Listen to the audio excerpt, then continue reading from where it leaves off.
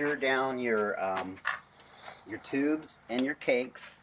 So a good way to do it is you get a board and just fasten down. I do screws. You can, I think that's the best way with mortar tubes, see?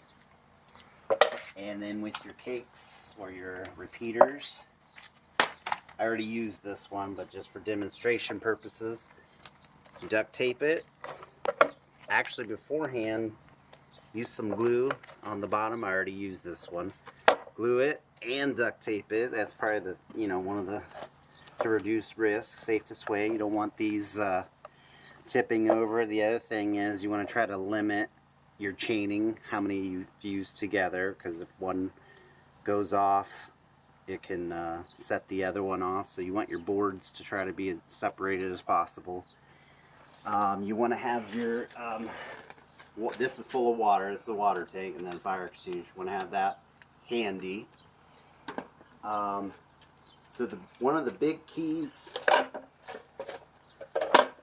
is you do not want to have your stash near your launch site.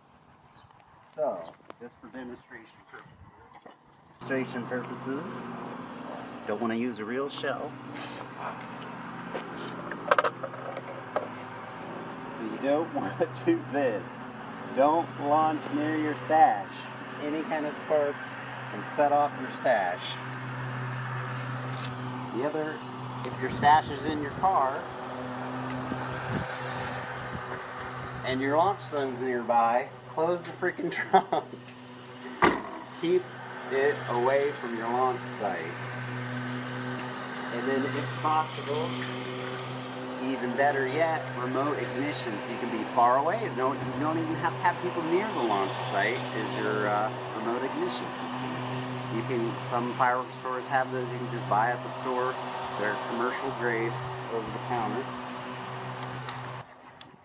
If you can stay away from rockets, it's probably the best bet, because these can go anywhere. They're unpredictable, and then they come down and they're still hot, and it's a fire hazard. Whereas your mortars just blow up in the air and it's just paper that comes down. This is a mess to clean up, and it's a fire hazard, and it lands anywhere. So I would just stay with your little teeny bottle rockets. This doesn't really fit in the bottle rocket. If you do use rockets, don't stick it in the ground. It's got to be loose. You'll see YouTube's area where a guy stuck it in the ground. It blew up on the ground. He had his stash right next to it. The whole stash went off. Blew up all kinds of things. Do not use PVC. You have to use HDPE, polyethylene, high density polyethylene. It says PE here, polyethylene, and it's should be DR11. Yeah, so the other thing that can happen with people that use PVCs as a cannon just happened this year. Probably what happened was he used his own PVC. The lift charge blew out the bottom, and then the display shell blew up in the PVC, and it basically just turned into a pipe bomb. He had shrapnels, killed a woman, shrapnel went everywhere. HDPE isn't brittle and shatter. It'll just give if there is a failure. It'll contain it.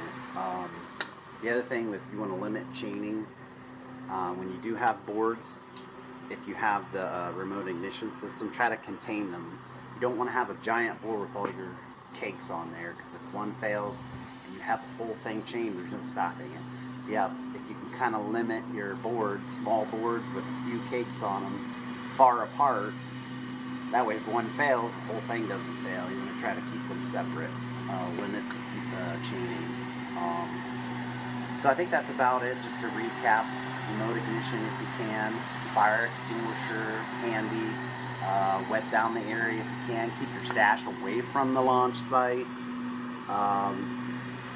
Like I said, remote ignition is good. Secure your mortar tube, screw it, duct tape it, whatever you got to do. Keep it secured down, because it could tip over with wind, and then that can be dangerous.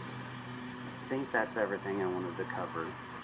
I just don't think some of these safety videos are doing it justice. Because I've been doing my homework and research and working towards professional licensure. the fireworks safety videos they have is just a dummy with a firefighter just lights the mortar and it blows up in his hand. Doesn't teach anybody anything. So I'm trying to give you some real world tips.